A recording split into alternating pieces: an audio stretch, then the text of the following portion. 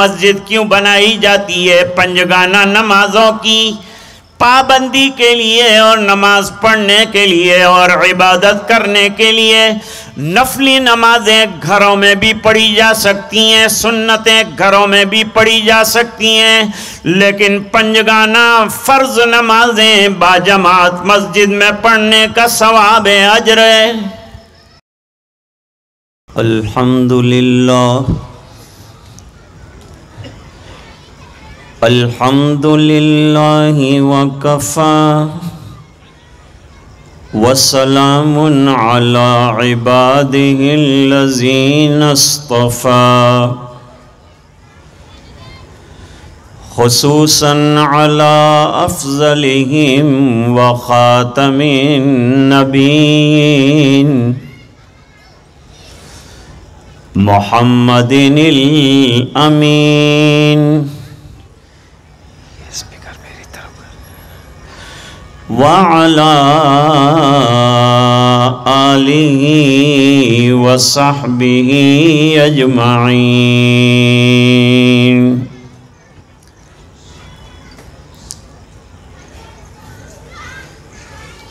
اما بعد فاعوذ باللہ من الشیطان الرجیم۔ بسم اللہ الرحمن الرحیم۔ انما یعمر مساجد اللہ من آمن باللہ والیوم الآخر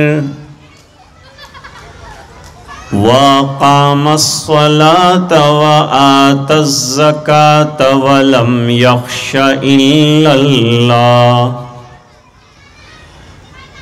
صدق اللہ العظیم۔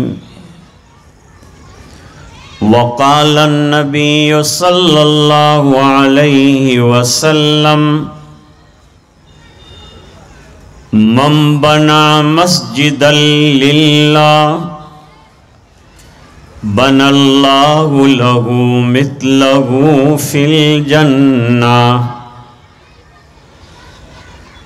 أو كما قال عليه الصلاة والسلام وصدق رسوله النبي الأمي الكريم۔ اللہم صل علی سیدنا محمد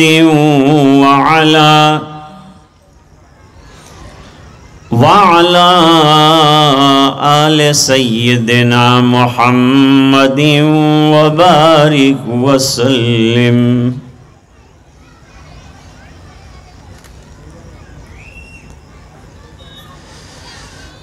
آج کے اجلاس کے صدر باوقار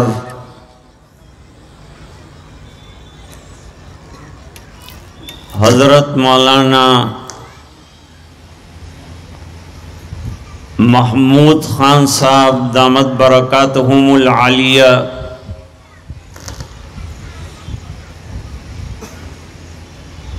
شہنشین پر تشریف فرما،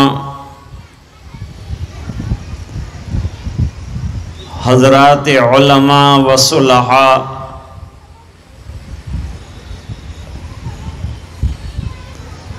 بزرگان دین، حاضرین مجلس اور دینی ماں بہنیں،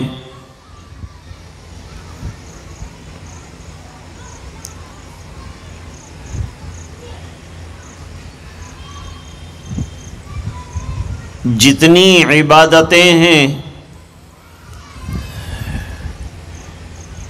اسلام میں، ان تمام میں اعظم ترین عبادت نماز۔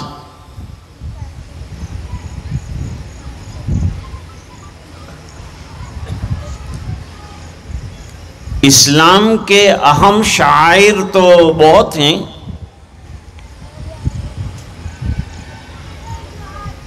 لیکن 4 شعائر زیادہ اہم.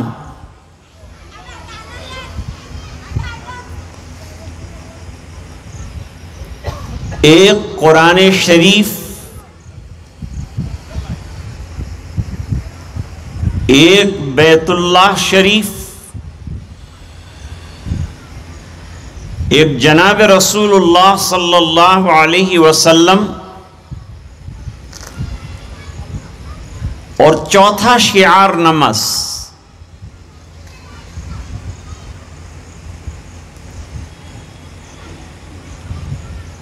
جتنے انبیاء کرام تشریف لائے ہیں تمام نے نماز کی دعوت دی.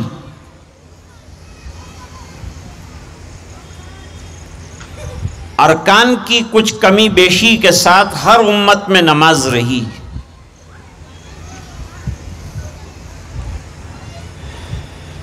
تہجد ایک ایسی نماز ہے کہ کوئی نبی ایسا نہیں گزرا جس نے تہجد کی نماز ادا نہ کی ہو.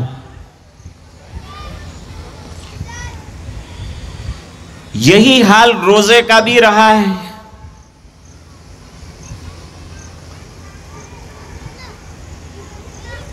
مکی زندگی میں نماز فرض ہو گئی تھی،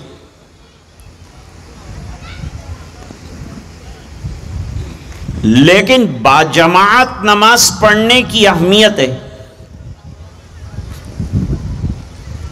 اس کا اجر بھی زیادہ ہے، اس کا ثواب بھی زیادہ ہے، اس کے فائدے بھی بہت ہیں.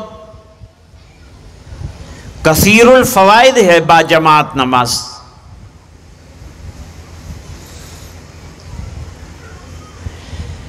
لیکن مکی زندگی میں اس پر عمل درآمد دشوار تھا.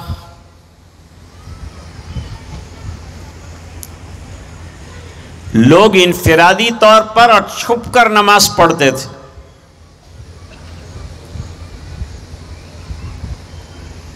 پڑھتے ضرور تھے. نبی کریم صلی اللہ علیہ وسلم بیت اللہ میں تشریف لا کر بھی نماز پڑھتے تھے. اور اس وقت آپ جو ہے اس طرح سے کھڑے رہتے تھے کہ بیت اللہ اور بیت المقدس دونوں سامنے رہے.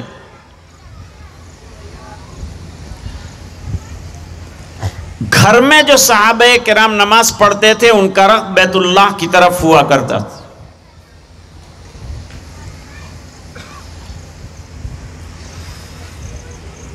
تیرہ سال کے بعد مکی زندگی سے ہجرت کر کے مدنی زندگی شروع ہوئی.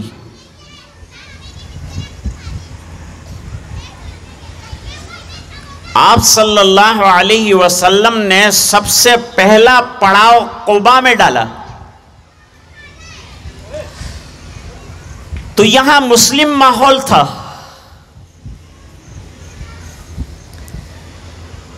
لہذا سب سے پہلا کام جناب رسول اللہ صلی اللہ علیہ وسلم نے مسجد کی تعمیر کا کیا. پہلے نمبر پر آپ نے مسجد کی تعمیر کا بیڑا اٹھایا.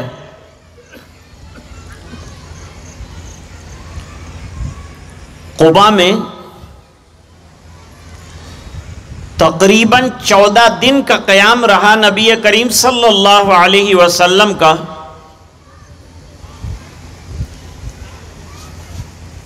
اور یہ 14 دن میں مسجد تیار ہو گئی. حضور پاک صلی اللہ علیہ وسلم نے اس تعمیر کے اندر خود حصہ لیا. یہ دنیا اسلام کی پہلی مسجد بنی.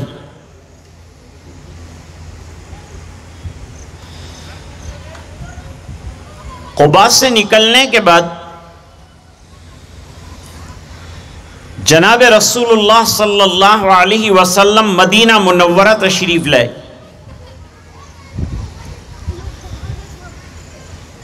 وہاں بھی سب سے پہلی فکر آپ کو یہ دامنگیر ہوئی کہ نماز با جماعت پڑھی جائے،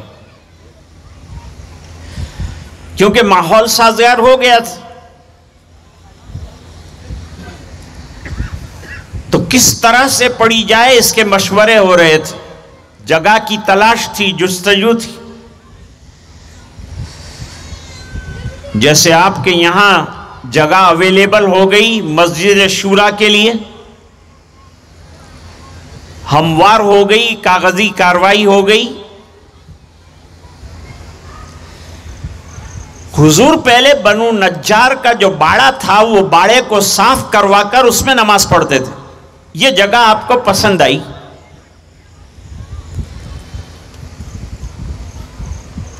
تو بنو نجار کے جو بچے تھے ان سے بات کی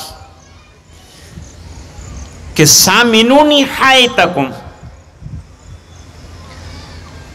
اپنی جگہ مجھے جو ہے بیچ دو، میں یہاں اللہ کا گھر بنانا چاہتا ہوں، مسجد بنانا چاہتا ہوں۔ نوجوان بچے تھے، تیار ہو گئے۔ آج بھی نوجوان الحمدللہ میں نے دیکھا مسجد شورا کی تعمیر کے لیے آگے آگے ہیں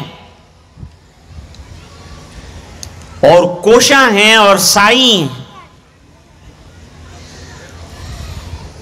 حافظ فیاض صاحب نے بتایا کہ کئی دنوں سے نوجوان اور علماء جو ہے اس مہم کو کامیاب کرنے میں لگے ہوئے ہیں۔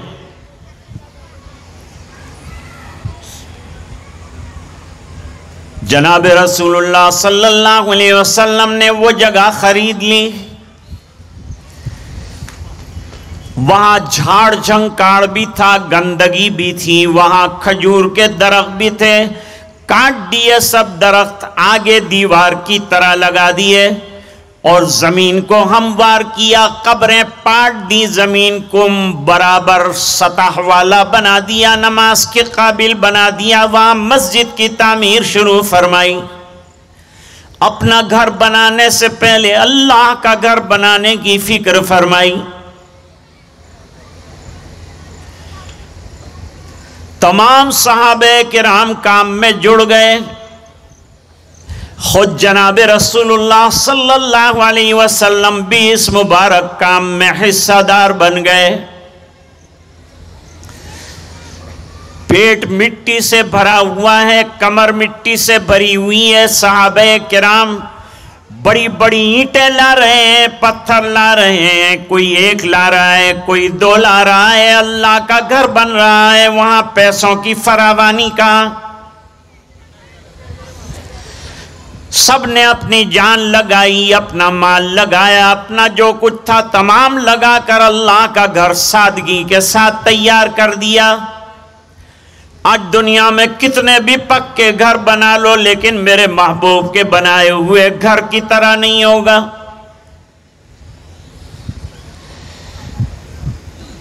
مسجد نبوی شریف کی فضیلتوں میں ایک بات یہ بھی آتی ہے کہ جس مسجد میں نماز پڑھنے والے کون ہیں یہ دیکھا جائے۔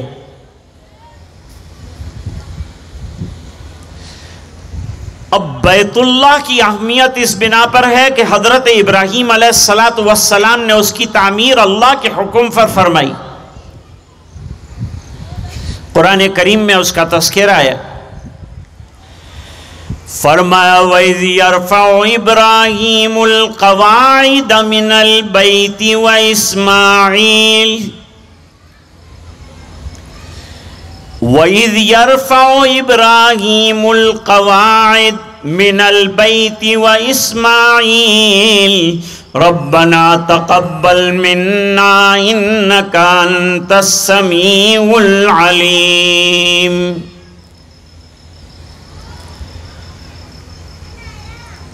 جبریل علیہ السلام کا نقشہ ہے، اللہ کا حکم ہے، بنانے والے معمار حضرت ابراہیم علیہ السلام ہے، مددگار حضرت اسماعیل علیہ السلام ہیں، اور بنیادیں اٹھائی جا رہی ہیں۔ مقام ابراہیم جو پتھر ہے وہ جنت سے بھیجا گیا ہے دیواریں اونچی کرنے کے لیے، اور بنتا جا رہا ہے، اور دعا کرتے جا رہے ہیں کہ الہ العالمین یہ گھر بنا رہے ہیں تیرے حکم پر، اسے قبول فرما۔ آپ بھی مسجد بنا رہے ہیں، اللہ سے قبولیت کی دعا فرمائیے۔ سب ہو جائے لیکن اللہ کے دربار میں قبول ہی نہ ہو تو کیا فائدہ ہے؟ یہ جتنا کام کرنا ہے اللہ کو راضی کرنے کے لیے کرنا ہے، اللہ کے لیے کرنا ہے، عبادتوں کے لیے کرنا ہے۔ مسجد کیوں بنائی جاتی ہے؟ پنجگانہ نمازوں کی پابندی کے لیے اور نماز پڑھنے کے لیے اور عبادت کرنے کے لیے۔ نفلی نمازیں گھروں میں بھی پڑھی جا سکتی ہیں، سنتیں گھروں میں بھی پڑھی جا سکتی ہیں، لیکن پنجگانہ فرض نمازیں باجماعت مسجد میں پڑھنے کا ثواب اجر ہے۔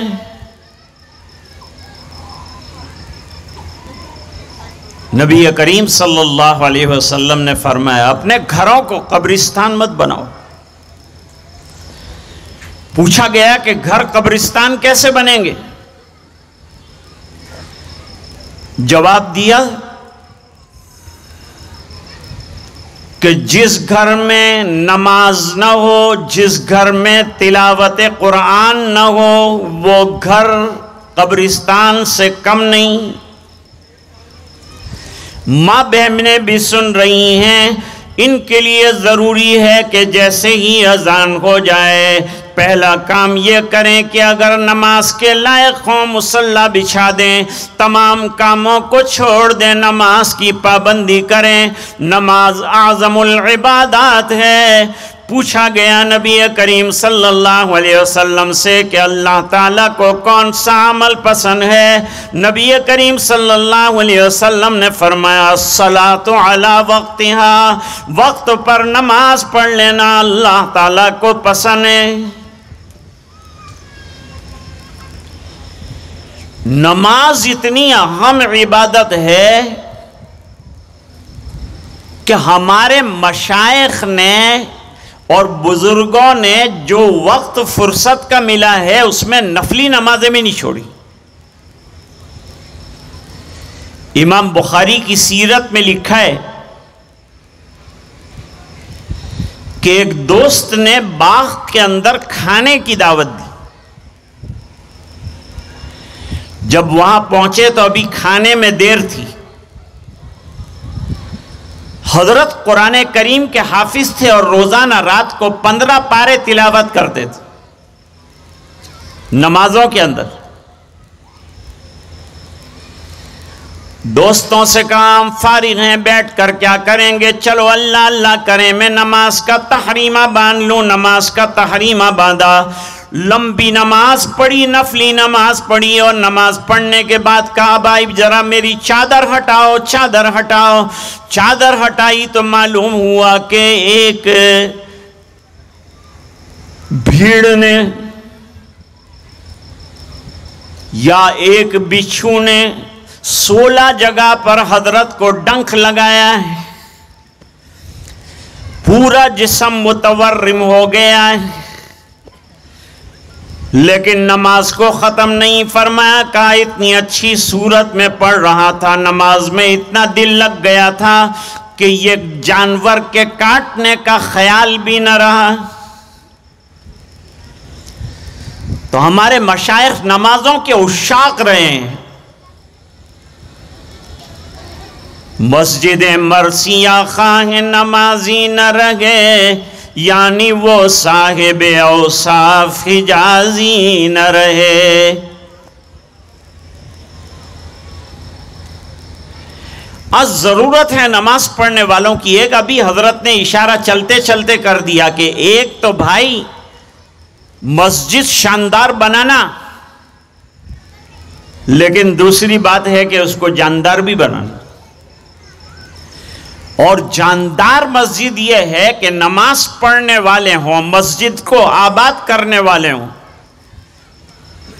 میں ناخوش و ویران ہوں مسجد کی سلوں سے، مرمر کی سلوں سے، میرے لیے مٹی کا حرم اور بنا دو۔ مسجدوں کا تعلق سنگ مرمر اور شاندار پتھروں سے نہیں ہے، اس میں تو چاہیے شاندار سجدے کرنے والے کہ سجدہ کریں اور بیڑے پار ہو جائیں۔ تو آپ صلی اللہ علیہ وسلم نے سب سے پہلے فکر فرمائی اور مسجد نبوی شریف کو تعمیر فرمایا اور اپنے دست مبارک سے تعمیر فرمایا۔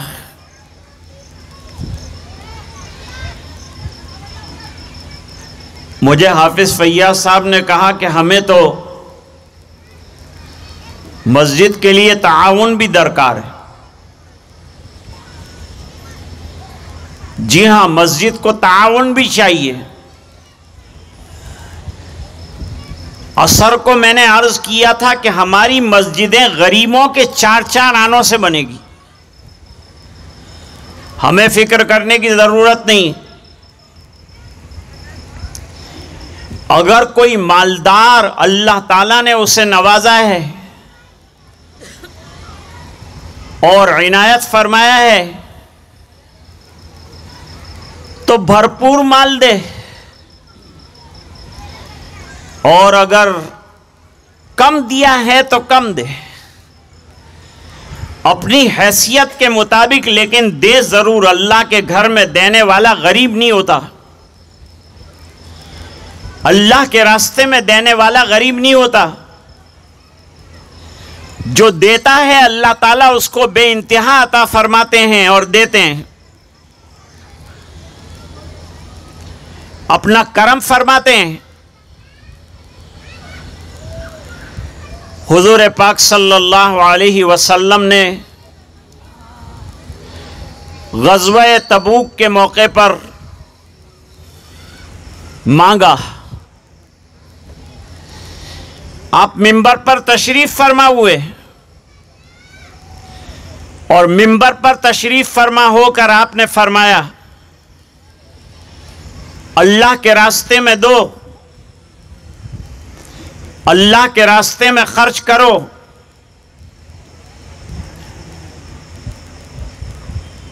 حضرت صدیق اکبر رضی اللہ تعالیٰ عنہ، ادھر توجہ دیں، حضرت صدیق اکبر رضی اللہ تعالیٰ عنہ کھڑے ہو گئے، گھر گئے، اور گھر جا کر گھر کا جتنا سامان تھا وہ تمام کے تمام سامان جمع کر کے لے آئے. جمع کر کے لانے کے بعد تاجدار مدینہ جناب رسول اللہ صلی اللہ علیہ وسلم کی خدمت میں پیش کر دیا. اس میں تنکے بھی لے کر آ گئے، اپنا تمام مال لے آئے. حضور پاک صلی اللہ علیہ وسلم نے غزوہ تبوک کے لیے چندے کی اپیل کی. چندے کی اپیل کرنا کوئی بری بات نہیں ہے. میرے آقا نے چندے کی اپیل کی، اپنے لیے تھوڑا کرنا ہے، اللہ کے گھر کے لیے کرنا ہے، اور اللہ کو راضی کرنے کے لیے مال دینا ہے. فاروق اعظم رضی اللہ تعالیٰ عنہ اپنے گھر کا آدھا مال لے آئے، جمع کر کے لے آئے. حضرت عثمان رضی اللہ تعالیٰ عنہ منبر کے پاس بیٹھے ہوئے ہیں. چندے کا اعلان ہو رہا ہے. غزوہ تبوک میں 40,000 کا لشکر جانے والا ہے، اس بنا پر زیادہ مال کی ضرورت ہے. لہذا حضرت عثمان غنی رضی اللہ تعالیٰ عنہ کھڑے ہوئے، اور کھڑے ہو کر فرمایا حضور آپ نے چندہ مانگا ہے، میں 100 اونٹ سامان کے ساتھ دوں گا. یہ بہت بڑا چندہ تھا. اللہ نے حضرت عثمان کو پہلے سے نوازا تھا، بہت مال عطا فرمایا تھا. بیر روما کے اندر ضرورت پڑی تو حضور نے چندہ مانگا، اعلان کیا کہ کوئی ہے جو مسلمانوں کے لیے آدھا کنواں یہودی سے لے کر وقف کر دے. پھر حضرت عثمان رضی اللہ تعالیٰ عنہ کھڑے ہوئے، 35,000 درہم دیے.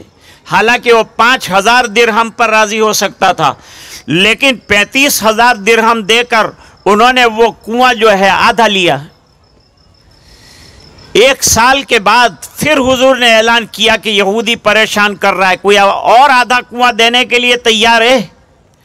پھر حضرت عثمان رضی اللہ تعالیٰ عنہ کھڑے ہوئے، پھر 35,000 کا خرچہ کیا. اور یوں کہا آج سے یہ کنواں جو ہے پورا مسلموں کے لیے وقف ہو جائے گا، اور میں بھی لائن میں کھڑا رہ کر پانی اسی طرح لوں گا جیسے دوسرے مسلمان لیتے۔ آپ صلی اللہ علیہ وسلم نے فرمایا آج کے بعد اگر عثمان کوئی بھی پیسہ خرچ نہ کریں تب بھی جنت میں جائیں گے۔ یہاں تبوک کے موقع پر 100 اونٹ سامان کے ساتھ دیے ہیں حضرت عثمان رضی اللہ تعالیٰ عنہ۔ پھر حضور پاک صلی اللہ علیہ وسلم نے تقاضا فرمایا، حضرت عثمان پھر کھڑے ہوئے، پھر 100 اونٹ دیے، سرکار نے پھر تقاضا فرمایا، پھر 100 اونٹ دیے، 300 اونٹ سامان کے ساتھ حضرت عثمان رضی اللہ تعالیٰ عنہ نے تنہا لشکر کے لیے چندہ دیا ہے۔ اور اس کے باوجود سرکار مانگتے رہے تو گھر گئے اور 10,000 کی اشرفیوں کی تھیلی لے آئے اور حضور کی گود میں ڈال دیا۔ حضور پاک صلی اللہ علیہ وسلم نے فرمایا آج کے بعد عثمان اگر ایک پائی بھی خرچ نہ کریں تو بھی جنت کے اعلیٰ مقامات کے اندر اللہ تعالیٰ جگہ عطا فرمائیں گے۔ میں عرض کر رہا تھا کہ آج مسجد کو تعاون کی ضرورت ہے، اور تعاون مالی بھی چاہیے، صلاحیتوں کا بھی چاہیے، اقتصادی اعتبار سے بھی چاہیے۔ آپ کو اللہ تعالیٰ نے جو صلاحیتیں دی ہے اس کا مشورہ بھی چاہیے، نوجوانوں کی محنت بھی چاہیے، تمام لوگوں کی ضرورت ہے۔ سب مل کر مسجد بنائیں گے، جیسے مسجد نبوی جو ہے وہ بنائی گئی، تمام لوگوں نے مل کر بنائی، اسی طریقے سے یہ بھی مسجد شورا بنے گی۔ اور بننے کے لیے ایک نیت یہ کر لو کہ اللہ کے لیے ہم کو کرنا ہے، اور اللہ کا گھر تعمیر کرنا ہے، اور اللہ کی رضا کے لیے کرنا ہے، اس کے علاوہ ہمارا اور کوئی مقصد نہیں۔ اور جب یہ مسجد بن جائے تو مسجد کی تعمیر باطنی کی فکر کرنا ہے، یعنی اس کو آباد رکھنے کی فکر کرنا ہے، اور اس کو آباد کرنے کے لیے دعوت چلانا ہے۔ جیسے ابھی آپ چندے کی مہم چلائیں گے، جب مسجد تیار ہو جائے تو مسجد میں آنے والوں کے لیے مہم چلائیے تاکہ یہ مسجد آباد ہو جائے۔ علاقے والوں کی بہت بڑی ذمہ داری ہے، جس علاقے کے اندر مسجد تیار ہو رہی ہے ان کی ذمہ داری ہے کہ مسجد کو مکمل طریقے پر آباد کرنے کی کوشش کریں، آباد کرنے کی دعوت چلائیں، گھر کی ماں بہنیں نمازوں کی پابندی کریں، اپنے بچوں کو یہاں بھیجیں۔ اللہ کرے کہ مسجد شورا یہ مشوروں کے ساتھ بنے، خیر کے ساتھ بنے، عافیت کے ساتھ بنے، اور اللہ تعالیٰ اسے مکمل فرمائے۔ ہم اپنی بات کو اسی پر ختم کرتے ہیں اور دعا کرتے ہیں کہ اللہ تعالیٰ مسجد کی تعمیر کو مکمل فرمائے، رکاوٹوں کو دور فرمائے، اپنا فضل اور کرم شامل حال فرمائے۔ حضرت مولانا نے جو نصائح فرمائی ہیں ان تمام نصائح پر ہمیں عمل کرنے کی توفیق سعید عطا فرمائے۔ اب تشکیل کا ایک مرحلہ باقی ہے، اس کے لیے آپ حضرات صبر و تحمل کے ساتھ تشریف رکھیں اور سنیں کہ کیا کہا جا رہا ہے۔ میں اپنی بات کو ختم کرتا ہوں۔ وآخر دعوانا ان الحمدللہ رب العالمین۔ بنے رہیے ہمارے ساتھ اور دیکھتے رہیے سوشل میڈیا ناگپور اردو۔ دینی، ملی، سماجی اور اصلاحی ویڈیوز دیکھنے کے لیے ہمارے چینل کو سبسکرائب کریں، لائک کریں، شیئر کریں